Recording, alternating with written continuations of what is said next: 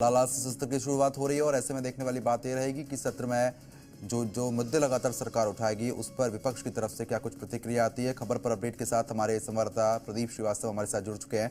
प्रदीप, जिस तरीके से सत्र की आज से शुरुआत हो रही है और काफी हंगामेदार रहने के पूरे आसार लगातार बने हुए हैं, क्या अधिक अपडेट अभी आपके पास है?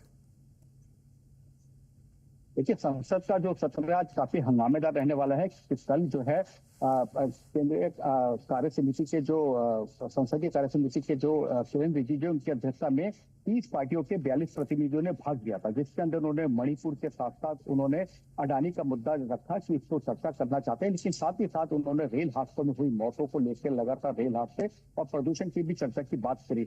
लेकिन किरण रिजिजू का यही कहना था कि हम सभी विषयों पर चर्चा करने के लिए तैयार है, लेकिन आप बहस करें, बहस से भागे नहीं, हल्ला ना करें, ताकि लोगों का वक्त बर्बाद ना हो, लोगों के पैसे बर्बाद ना हो, आप बहस कीजिए। लेकिन जिस तरीके से विपक्ष के तेवर में ऐसा लग नहीं रहा, क्योंकि जेपीसी बिल जो है उसके बढ़ाने की बात की गई थी, वो बढ़ाया नहीं गया, उसके ऊपर भी आज चर्चा नहीं। और जिस तरीके से प्रधानमंत्री ने पहले अपनी बाइट में अपने बयान में क्लियर कर दिया कि पिछली सरकार जाते जाते वक्फ बोर्ड की कई जमीनें जो है वो गैर कानूनी रूप से वक्फ बोर्ड को दे दी थी। तो वक्फ बोर्ड का जो कानून है वो संविधान में है नहीं। और आज खास तौर से संविधान दिवस है, एक हफ्ते का संविधान दिवस जो है वो मनाया जा रहा है और पार्लियामेंट के आसपास जो है संविधान दिवस को लेके एक मार्च भी निकाला जा रहा है। तो कुल मिला के संविधान दिवस पर आज संविधान की बात जो है पार्लियामेंट के अंदर होगी। विपक्ष चाहेगा कि पार्लियामेंट सत्र ना चले, जबकि सरकार की मंशा ये कि सत्र चले। आप आइए, बहस कीजिए, हर मुद्दे पर सरकार जवाब देने के लिए तैयार है।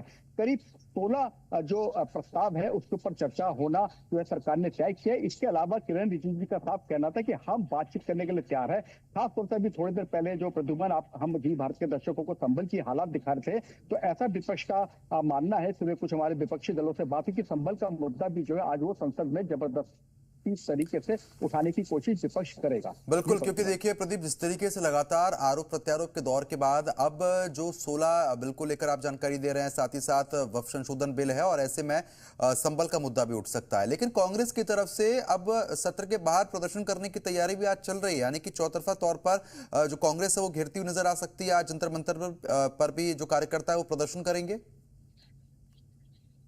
हाँ बिल्कुल, आपने सही कहा कि उनकी ऐसी तैयारी है, क्योंकि महाराष्ट्र में करारी हार के बाद भी जो है कांग्रेस है वो पार्लियामेंट के अंदर ही दिखाने की कोशिश करेगी कि हम कमजोर नहीं है। और जिस तरीके से उसके अपने तेवर को और ज्यादा तीखा करने के लिए विपक्षियों की जो बैठक हुई है, जो किरण रिजिजू जी की मीटिंग के अलावा जो उनकी अपनी बैठक है उसके अंदर ये निर्णय लिया गया कि किसी भी तरह से विपक्ष जो है वो चुप नहीं बैठेगा। तो संसद के अंदर भी उनका हंगामा रहेगा और संसद के बाहर भी उनका हंगामा रहेगा। और बाकायदा इसके लिए उन्होंने तख्तियां बनवाई और तख्ती लेके वो अडानी, मणिपुर हादसा, रेलवे दुर्घटना, सरकार के जितनी भी ये चीजें उन मुद्दे को जो संसद के अंदर संसद के बाहर उठाने की उन्होंने अपनी पूरी तैयारी की है। तो देखना बड़ा दिलचस्प होगा कि सदन के अंदर जहां एक तरफ सरकार का ये कहना है कि सदन को पूरी तरीके से ढंग से चलाया जाए, तो अब देखना है कि विपक्ष क्या इसको ढंग से चलने देता है या उसी तरीके से वो हमेशा की तरह, हर बार की तरह वो सदन के अंदर और सदन के बाहर हंगामा करके सदन का टाइम बर्बाद करता है। जी बिल्कुल, क्योंकि देखिए जिस तरीके से कहीं ना कहीं इससे पहले भी लगातार हमने देखने को यहाँ पर मिला है कि संसद में जब भी सत्र की शुरुआत होती है तो हंगामे के आसार पूरे पहले ही बन जाते हैं। लगातार नारेबाजी भी यहाँ पर कर दी जाती है, लेकिन अडानी का जो मुद्दा है वो भी इस बार गर्माता हुआ नजर आएगा, क्योंकि विपक्ष को एक मौका मिल चुका है। हाँ देखिए, इससे पहले मैं आपको बता दूं कि अडानी के पूरे मैटर में बीजेपी जो अपना पक्ष पहले ही क्लियर कर चुके हैं प्रेस कॉन्फ्रेंस के जरिए। सतीश पात्रा की जो 2-3 दिन पहले प्रेस कॉन्फ्रेंस, उन्होंने कहा था कि उस समय के घोटाले, जिस समय में बकायदा उनकी गवर्नमेंट थी, चार राज्यों में, 2 राज्यों में उनकी गवर्नमेंट थी और 2 राज्यों में उनके समर्थन से जो है सरकार चल रही थी, तमिलनाडु में और तेलंगाना में। तो ऐसे में उन्होंने क्लियर कट कर दिया था कि इस मामले से उनका कोई लेना देना नहीं, अडानी का अपना इंडिविजुअल मामला उससे वो अपना रखेंगे। लेकिन जबरदस्ती इस तरीके से विपक्ष ने एक माहौल बनाया हुआ है कि मोदी है तो अडानी उनके पीछे है, ये विपक्ष का एक आरोप है। जबकि अडानी के पूरे मुद्दे से जो है बीजेपी ने अपना आप को, सरकार ने अलग कर रखा है। सरकार का कहना है कि ये दो